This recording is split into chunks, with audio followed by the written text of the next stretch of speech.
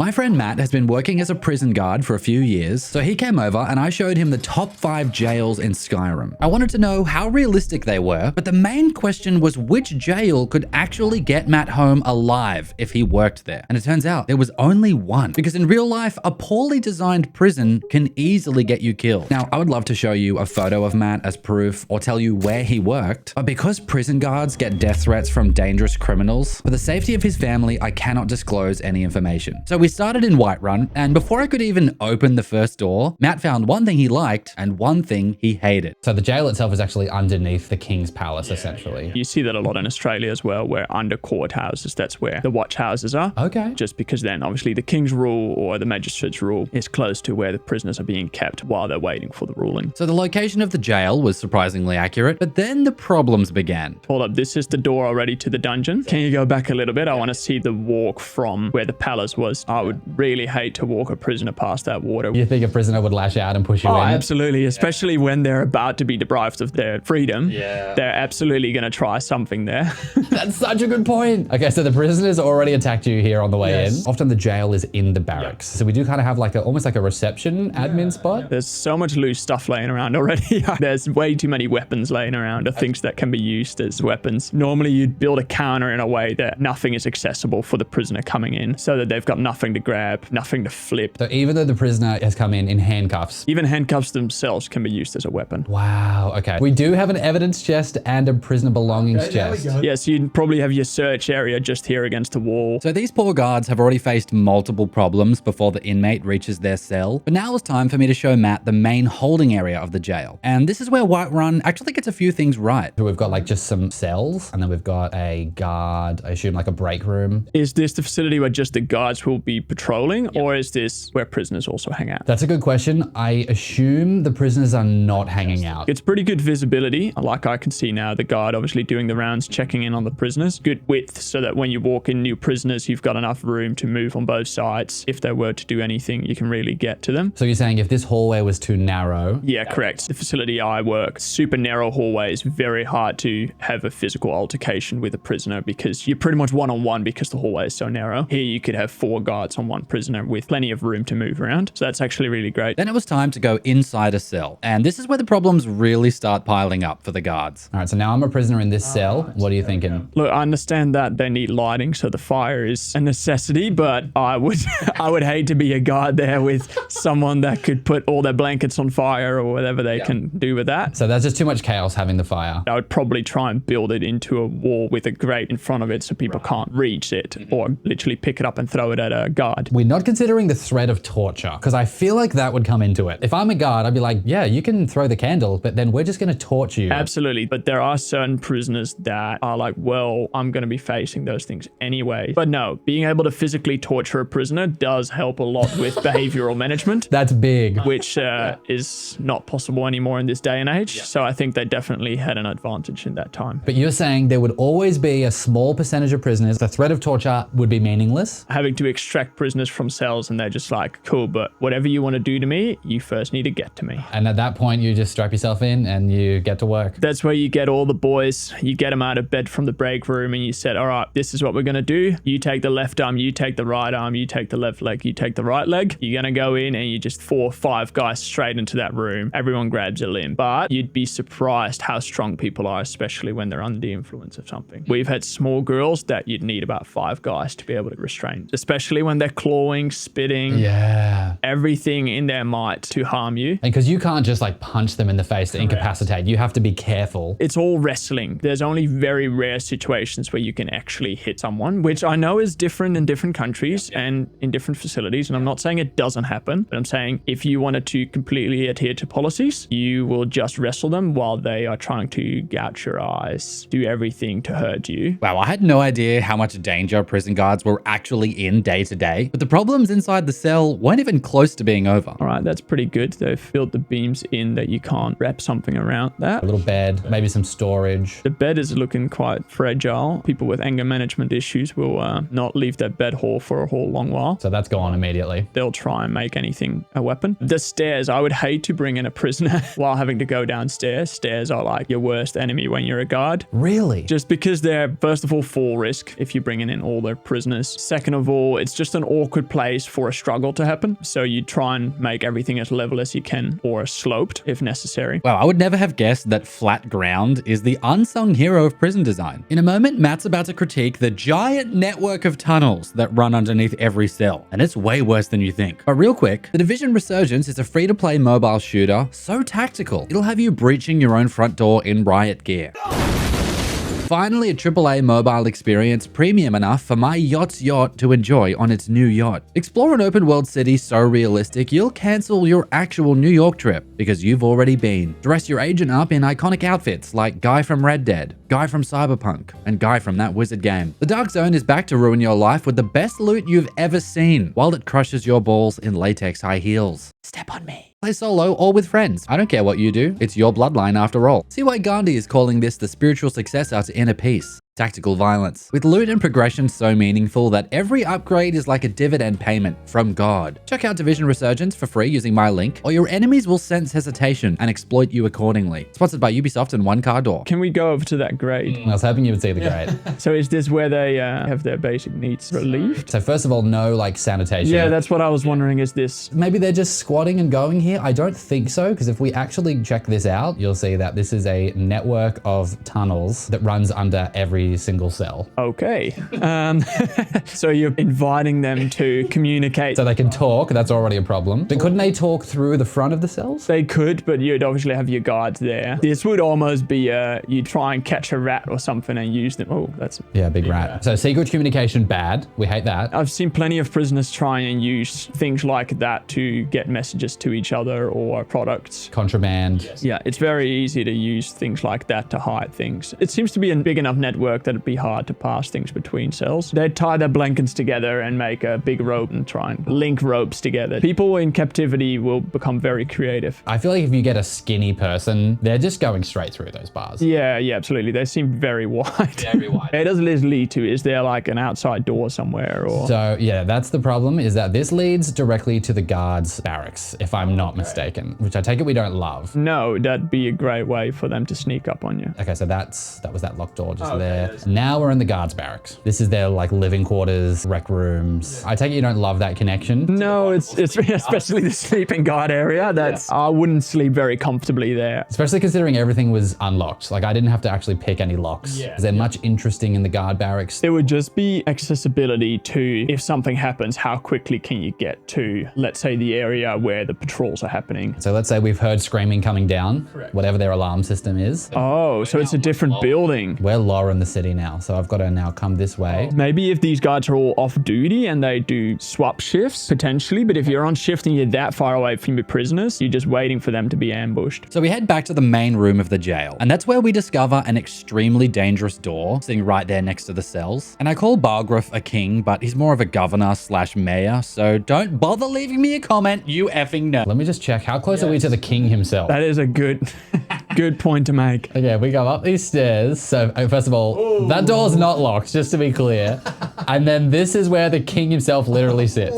By policies, you'd at least need 2 barriers in between. And locked. And actual barriers, not just a door. That's so funny. I didn't realize we were so close. So especially if you were to be brought in, they're not locked behind a door yet, and they can make their way to the king with a quick sprint. Most likely they would have come from that room because they would have been judged there. Yeah, I suppose that's a good point, yeah. So then I guess it makes it easier to get to the secure facility. This is kind of the on-shift guards. So we do have that little rec room, and then we actually have a little beds, yeah. Okay, that makes it so much more accurate that they're close by if one of the guards here gets in trouble. I don't love the doors just for the possibility of things being thrown at you. Normally you try and build at least a half and half, blocked and half open, so that I get they can pass things through. That's actually really good, but there's no spot to hide for a guard from potential feces being thrown. The feces. The feces. The self-regenerated weapon. Yes, absolutely, and they use it properly. Now, it sounded like Matt was speaking from experience here, so I had to ask him, have you had any feces incidents? And that's when he told me one of the craziest stories I've ever heard. Yes, I've had a couple of real incidents and a few where I was able to keep my proper distance. Wow. The 2 times that it happened for me was when someone needed to be transferred and they didn't like to get transferred, so they decided to use their feces as a shield for us to be able to transfer them, which then in the end meant that we had to double glove up and still extract that person. And like, what kind of coverage are we talking? Good coverage? No, bare minimum. So we're talking about gloves, and if you really want, which is frowned upon because you look a bit weak, is to have a face shield. But that just gets in the way when you wrestle. You don't really use that. If you don't mind me asking, how was the coverage on the prisoner himself? Like, how did he go covering himself in his own feces? First of all, there'd be no clothing involved anymore. Wow. Okay. And then second of all, it was mostly hands. That's hard because that's normally our control points, so wrists. So that's nice and slippery. And then the rest,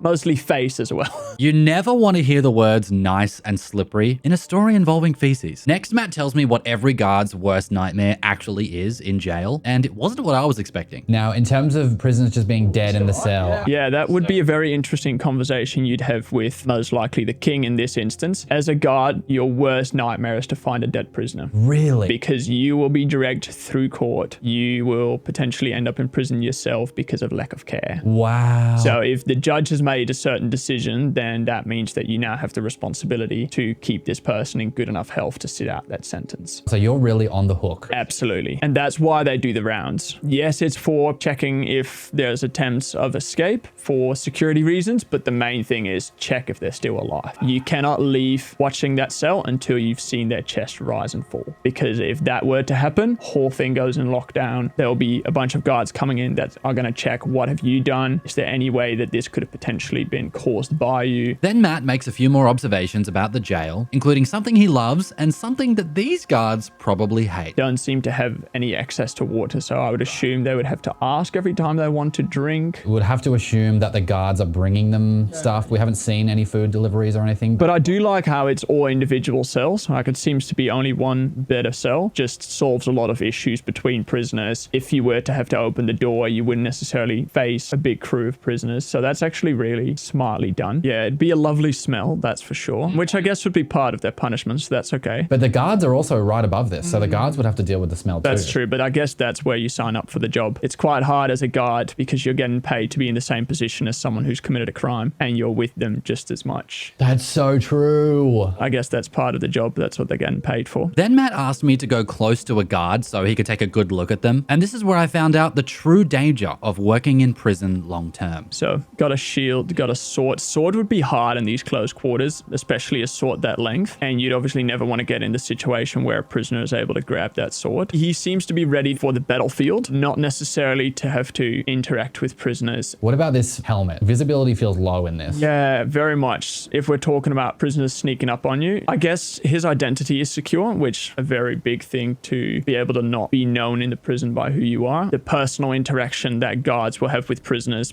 will a lot of times take that personally. They a lot of times will refer back to, once I get out and I've gained my power again, I can find you in a vulnerable position, because they a lot of times feel like they're being mistreated. If this is a small town, it'd be very likely that they would know where people lived, which I must say some guards can definitely take that power to a different level. For other guards to still be associated, because they're all wear the same uniform, you all get associated by the common reputation of what guards will do in those places. Wow. So one guy being abusive comes back on everyone. Exactly, because you wear the same uniform. So to not have your face shown here is actually a really, really positive thing. And you were saying in the prisons, people wouldn't even know your first name. You would have a number. Correct, yeah. They can address you by that number, or they can address you by boss or one of those other titles. This is the White Run jail, the first of 5. Out of 10, what are you going to give this? 10 would be you would definitely work here. 0, you definitely wouldn't. Look, I don't want to be too negative because I can see there's a lot of guards around. They're all doing their rounds constantly. The facility is designed for quite good guard safety, I would say. So it wouldn't be too bad to work here. I would give it a 6 out of 10. So Whiterun was our baseline, and at the end of the video, when we have our highest score, I'm going to ask Matt to compare it to his actual real-life workplace. How would Skyrim's best prison stack up? Up next was the Castle Dower dungeon in Solitude, where Matt told me a disturbing love story, and I learned why simply talking to an inmate can actually put their life in grave danger. Here is our dungeon. I like the access a lot better already. We've got 2 levels. I don't like how low that barrier is. That's one push away from quite a nasty fall. And a lot of times you'd come in struggling already. Not necessarily they're full on fighting you, but they're definitely not wanting to come with a little bit narrow of a hallway. Yeah, you'd be able to walk with 2 guards or 1 guard on each side of the prisoner, so it'd be just doable. The storage just haphazardly around is I don't love. I think this is a little guard break room here. Yeah, too much clutter A around. lot of clutter, a lot of open flames. Yeah, I would say put that in the guard room. We do have kind of a torture room. Ooh, yeah, well, we don't have that anymore. Wink, wink, am I right? Let's go see the actual cells. Very narrow. Okay, I really like the access, such a corridor to get to this, because it makes it so much harder to get to where the prisoners are. It just gives you that extra security of people trying to break in and help people break out. It's a lot more segregated from the community. It seems to be very much hidden away in modern facilities, especially. The access door seems to be so plain that people wouldn't even know where to look if they were to try and find the facilities. The setup of this, on the one hand, I love it. On the one hand, I hate it. Where we're standing right now is a great spot to pretty much check on every prisoner at the same time. So very visual, better than the last facility, I would say. The only problem is that all the prisoners can see each other, which will rile them up, be able for them to communicate and to even try and throw things at each other. And that's always the hard thing. You want visibility for yourself, but not for the prisoners. So there's a lot of trade-offs in the design of a prison. You always got to balance out. This is very beneficial for us, but how beneficial is it for them? Now we've got our first alive prisoner that we've seen. Good to finally meet one. She's basically just saying, leave me alone. I've got nothing to say to you. That's pretty common language. Definitely have a big barrier of trust. Because even if they were to speak to you and other prisoners see them speak to you, they'll think, oh, you like guards. Oh, so it's risky to even be too friendly with a prisoner. Yeah, and they are then being known as a snitch, which means that they'll probably end up with some stitches. I like the bed a lot better. It looks a lot more secure. There's a pillow. I think this would be slightly more comfortable to be in. Big points for the bed. Show what all this is. Bucket. Potentially the bucket would be for... Sanitation. So that's better than last time. Okay, still fire. Okay, oh, and what's there on the table? Oh, they've just been given some great weapons. That's nice. So the knife and fork, not great. You definitely will only give them either wooden things that are so blunt that you'll never be able to do anything with it. A common thing where you'll call certain prisoners spoons because they're only allowed to have a spoon, because otherwise they'll use that tool on either themselves or guards. Wow, okay. Nice seating area. What about books? Books are good. That would normally be the main entertainment for prisoners. Can they have them in their cells? In their cells, yeah, absolutely. They're always checked before and afterwards because it's a great place to hide things. So no, books are a very common thing, and it's good because as long as you keep your prisoner distracted, they won't think of other things to do. It's so sad that you just like the goal is to just keep them distracted while they waste away. Oh, that's so heartbreaking, but also don't do crime. Exactly. It's pretty straightforward. Just right there. Literally just don't do it. And that's always the conversation. Oh, this is horrible. It's like, yes, it's horrible, but what you did was horrible too. So where is it fair? How horrible do we need to treat you to make it fair to what you did? Because actually everyone in the prison will be treated the same regardless of what you've done. So there is a form of equality in the prison that is nice, but from the outside world, they'll always say, oh, well, why would you give a prisoner a book that's done something terrible to someone else? Like, well, because it also helps us. And there is still a certain sense of humanity and decency that is required. Little windows, that's actually really good. That seems to be laid in with stone. They are so small that you can't do anything with them. It's good because a little bit of daylight actually keeps people sane. Now, she also, I've noticed she made a comment saying it's only a matter of time before so-and-so's blade finds my neck. So she is worried for her life. Do you get that a bit in prison? Like, I think this person's trying to kill me. Absolutely. It's like a school playground, but with terrible consequences. There's always little beefs going on between prisoners, especially, oh, well, that person snores, so they kept me up all night. So if I get the opportunity, I'll do something about it. And it's over the most little thing. That's why I'm compared it to a playground. It's like 5-year-olds that don't like to play together. There's real friendships and even relationships that have started in the facilities. We've actually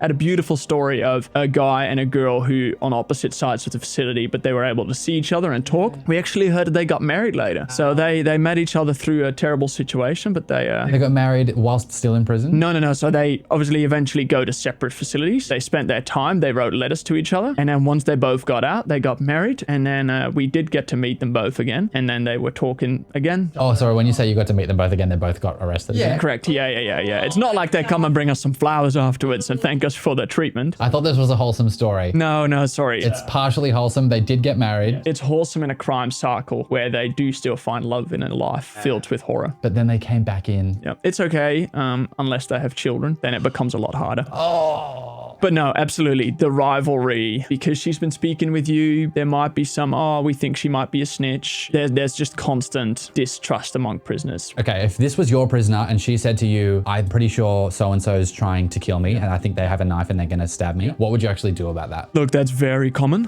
People will trust us with some information on that. A lot of times that's a good way in to potentially have her help us, but that's a little bit sneaky, tricky, because at the end of the day, you still need to look out for her regardless of how nice she is. Because they're in their cells alone, I don't think there would be any opportunity for anyone to get to her. So you would have to assess it individually. Exactly. Yeah. But if she says that person has a knife, that's enough reason for us to run in with a team into the cell that she says has the knife and flip the entire cell upside down to try and find that. Does that cause a ripple effect where now that suspect who got searched is then suspicious that somebody ratted on him? It makes things way worse for them, but for us, the facility becomes more secure because we've been able to take a risk away. So this is another cell, and yeah, for whatever reason... Oh, maybe they're sleeping on the ground. Look, sometimes you do take privileges away because someone has mistreated those privileges. We have concrete benches, but if someone mistreats a blanket, then you'll take the blanket away. This is a master lock, which I believe is the highest tier of lock. So maybe this is for like a wild prisoner. We definitely have specific cells that are used for only certain prisoners. So you'll have cells that are completely in the corner that if they're very loud, you can bring them off there. We've got double door cells. There's that extra layer of security for prisoners that we know have an escape risk. Is that someone who's tried to escape in the past? Correct. So there's always logs being kept of how they behaved themselves in the last time they were in prison, because most prisoners are frequent flyers. Regular customers. Yeah, absolutely. Next, Matt takes another look at the guard outfit before giving me his final score. And I will say that considering its flaws, this jail did much better than I expected. Already a lot more movable. It seems like he doesn't necessarily have a thick harness or anything on. This is more leather. He has a lot better visibility. Yeah, he did have a big sword, slightly inconvenient in these small quarters. So you like the outfit other than the big sword? Definitely a lot better than the last one. That's most of this place. How are we feeling about it? I actually love this facility. You would work here more than the other one? Absolutely. So what would you give this out of 10? Look, just because of the lack of fencing around this thing,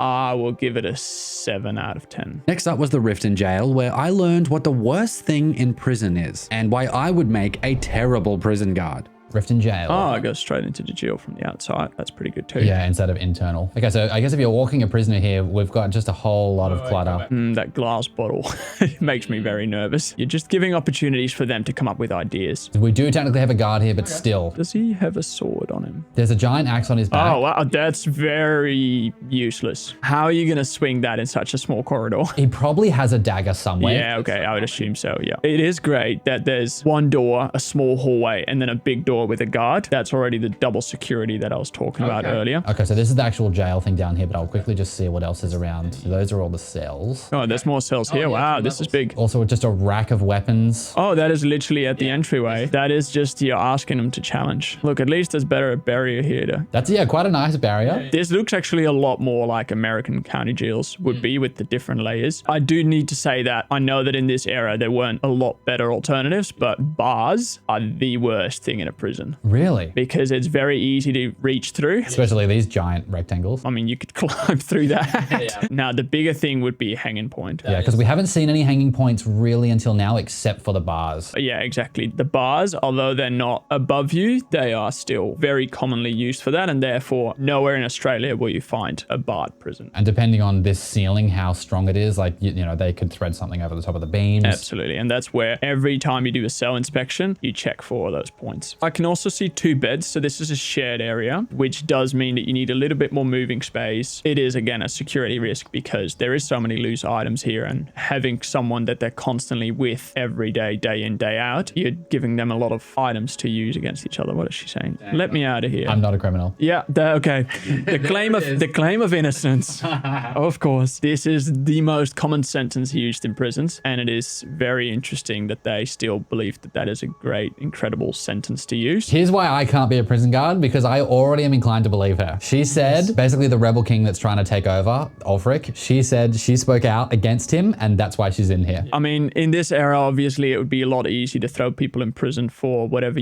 reason you see fit. Yeah. But the talk of the innocent is so common that you kind of need to numb yourself to their stories, because they will give you the biggest sob stories, and they might be 90% true. And it's very hard because you understand the brokenness of these these people. You understand the situation they're in, but at the end of the day, the law is the law. So you need to desensitize yourself, which is a very hard thing to do because you do still want to treat them properly without getting too emotionally attached. What do you think of her prisoner outfit? Anything there? The massive rope around her hip is it's just encouraging by this point. Okay, so other than the giant rope, foot wraps, do they wear shoes in prison? Yes, in prison, once they're sentenced, they will get sneakers. What about like a holding cell? No, so all the holding facilities, they will either be barefoot or on socks. So I guess these wraps are pretty good just to keep a little bit of the dirt away and infections and all of that. So her clothing is actually really good. The only thing is if we turn around to where she's facing, there are a lot of cells there, and it seems to be that in one of the other cells I saw a male prisoner. There we go. Communication sometimes is also not great when we talk about removing clothes and flirting, as they would call it. Right. Some people are going to be put away for years, so they won't see anyone of the opposite sex for years. This is like a king in prison. Dude is living well. Yeah, this is Pablo Escobar. Obviously very different to everyone gets the same treatment. I've had millionaires in that will share the same cells with homeless people. There is no different treatment. Okay, so you would say in your experience, no one was treated better, provided they behaved. Exactly. It's all behavior based. So they'll come in and they'll tell us how they're the CEO of this and this company. We're like, that's cool. As long as you behave, we'll treat you with respect. You're homeless. That's cool. You'll still get the same meals. Then we head downstairs and Matt immediately spots a major red flag. Yeah. Again, this is opposite cells are very exposed to each other. And very close too. Very close. Like you'd be walking that middle line hoping that you're going to be good on both sides, which does happen, especially when you're going through feeding time where you turn your back. Turning your back to anything is like a no deal. You do not ever turn your back on anything. So if you were to face that cell, you're so exposed to the cell opposite to you for things to be thrown at you, for them to reach to your keys, to your weapons. I'd be very nervous walking this hallway. Nice to see them eating some food. That's rare. He does have glass bottles, which I obviously don't love. By now, we've made our peace with it. But I mean, okay, if this was like very low risk, steel glass is too much. Someone can be low risk, but you've still deprived them of their freedom. They will still act out. Even with the best prisoners that I've ever had, if they've been in for long enough, they will start acting out. And even if they're very nice to yourself, they can struggle mentally. They can decide that they will end it there, and glass is your worst enemy. Yeah, right, okay. Is it fair to say that everyone acts out eventually? Not everyone. I've had some very polite prisoners that I was able to get along with as well as you could in a situation like that would thank us afterwards for our service, which this is rare, but it happens. Wow. Most of the time, people will come to a breaking point. Humans aren't designed to be kept in cages, so people will come to a point where they will lose their own humanity, which just drives them to things that you would never picture them do in the outside world. But if all you can do for day in, day out is stare at a wall, there's something that snaps in you mentally. And sometimes that will last a lifetime. So even if they get released afterwards, there's just something that switched. Yeah. It's good to have some storage just outside of their viewpoint so they don't necessarily know what you're keeping, because then they'll use that against you of, oh, I can see that you've got 5 more books. I can see that you've got this. Now give it to me. A lot of times you want to keep prisoners in the unknown of what's possible. So like all information is power to a prisoner. Absolutely. And they will spend their entire day trying to gain information. They will figure out how long have you worked there, what amount of time between each round that you're walking, how is the relationship between the different guards, how does that person carry themselves, how confident are they. They will suss out every little detail because they'll know that one day it might come in handy. They can use it against you. They'll manipulate you against each other. They'll say, well, but that one guard told me an hour ago that we were going to have dinner in 45 minutes. Why have you not given me dinner? So you got to be very careful with every word you speak. In that case, it's like, well, something else came up and you're just running behind schedule. Correct. That's why promises are never made. Every little promise you make to people that are in such a desperate situation, they'll cling on to for dear life. If you lose trust with prisoners over promises you made and the promises you broke, that causes some really bad blood. Oh, this is a female guard. Would you have female guards? Absolutely. We've actually got a majority of female guards. Really? Yeah. Did you have mixed genders in yours, or were you male-only prisoners? No, so because it is a holding facility, until they get sent off to the prisons, it is child, women, men. So this is quite realistic to have men and women and the guards and the prisoners. We wouldn't put them in visible line with each other. You want to build enough barriers in between. We still, in the facilities, they can still yell out to each other. They're still able to speak. It's just the visibility line makes it a lot easier to deal with. But for a female guard, to get back to that, it is very hard for a female guard in facilities like this. When men have already been in custody for a few weeks, they are going to probably be put away for a few years. Their commons aren't always as friendly as they should be. So with all that in mind, what are we rating the Riften jail out of 10? I think because there's so many little things that I think you could fix in an afternoon to make this a really secure spot. Like put the weapons away out of your hallway. Like we have cupboards, I'm pretty sure. Yeah, exactly. And there's a guard room. Why not put your weapons in your guard room? I still think the facility itself is very secure. There is a lack of sunlight, which is sad for the prisoners, but it's quite annoying for guards because you're also in there for, let's say, 12 hours a day. But is it better than the last one is the question.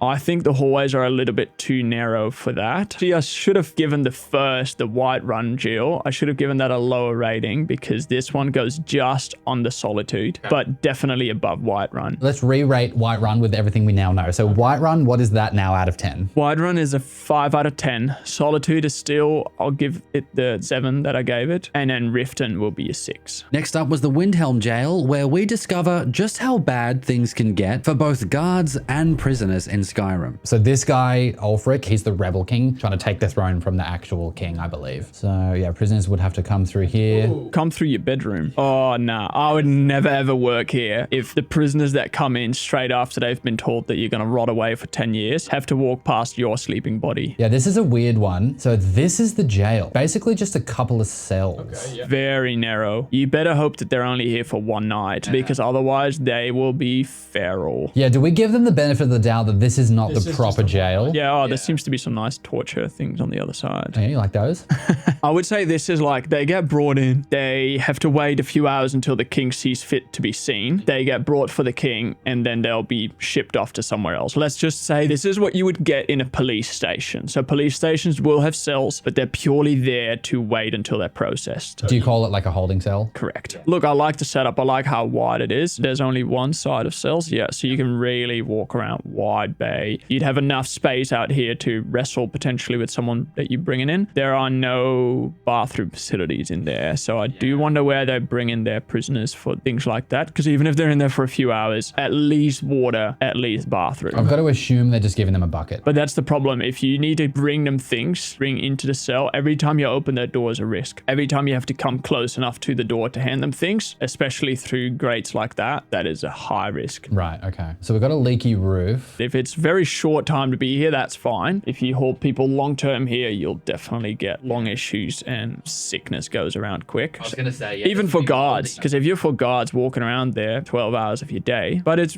very secure. Overall, this is a very secure facility. Everyone would be sick and dying of mold. But they wouldn't escape. But there would be no escapes. Okay. And then I love the imposing, just like, if you misbehave, we will torture you. Yeah, so that's it. So prisoners are coming through the barracks, through the sleeping quarters.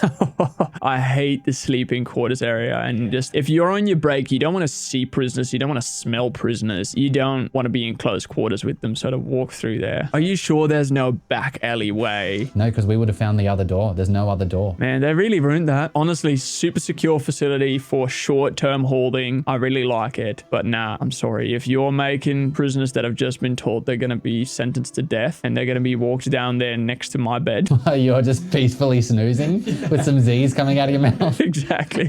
Okay, all right. So that's it. I mean, that's pretty much it. So even if we're rating it as a holding cell, what are we giving that? If they just made a passageway past the area where they can't see people sleeping, they'd scored really high. This has to be a 2. Yeah. It would have to be insanely high pay to justify that. But what are you going to do with your high pay if you get your throat slit? Good point. I guess I'm just a dumb sheep who's getting my throat slit.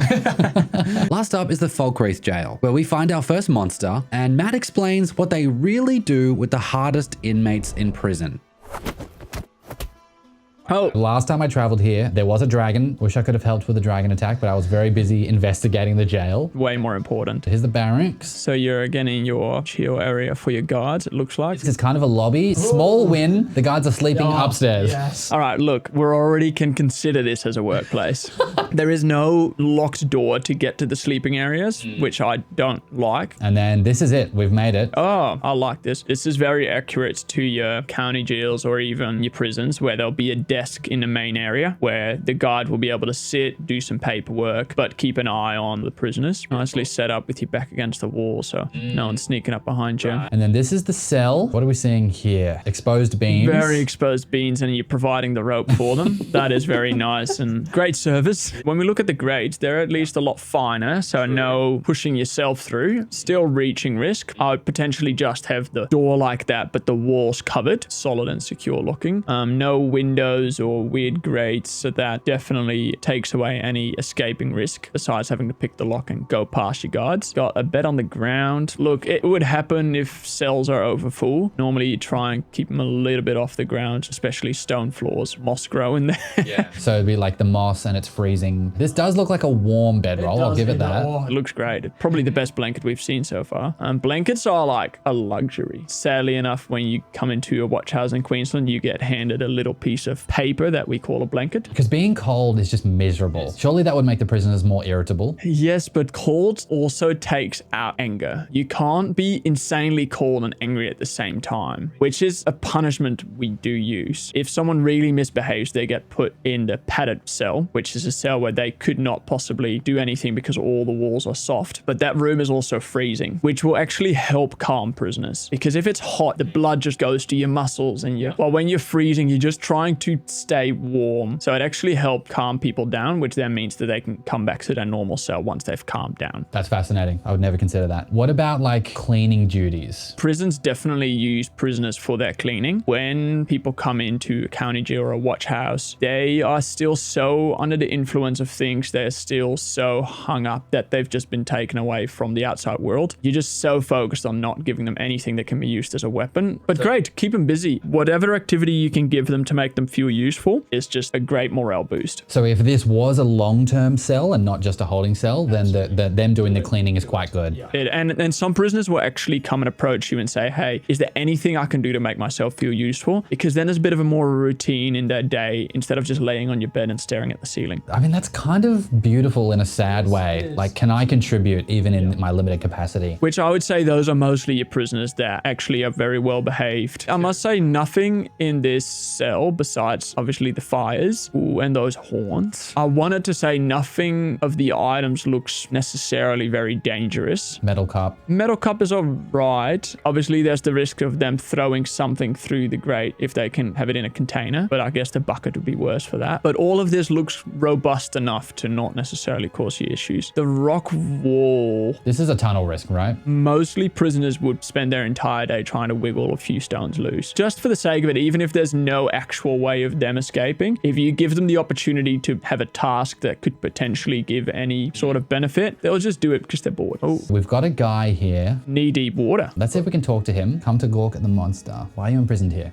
Ooh, yeah, definitely prisoners that will admit to what they've done. Don't know what the blasted ring means. I think he's saying like he was possessed or something by a ring. Oh, I thought it could let me control my transformations. He's maybe a werewolf or a vampire, and so he transforms and he's like, I couldn't control it. I killed a girl. That pretty much sounds like every domestic violence situation we'd be talking about. It's, I was under the influence and I didn't know what I was doing. Very common to admit to what has happened, but have some sort of excuse to say that's not who I normally am. This feels crazy to have this much water. Yes. I mean, he could drown himself immediately. It's exposed to the outside. How do you feel about that? Look, with this rock wall, if I was a prisoner, I would be trying to climb up that entire thing the entire time. Just being in here for a long periods of time will be a torture. Especially with the water, you will get infections within a few days. Yeah, wow. It'd be freezing. My concern is I feel like this wall is climbable. It would just still be hard to get to the middle. There are beams sticking out. Oh yeah, true. There's a space in between the beams. Yeah, you could hold that beam, but then how would you go from that beam out? That would be quite difficult. But someone that is very motivated, they will at least try. Okay, so I think the implication is this leads to a well just outside. As long as that is still gated and there's still guards walking around there, it wouldn't be too bad of an issue if that's the middle of town.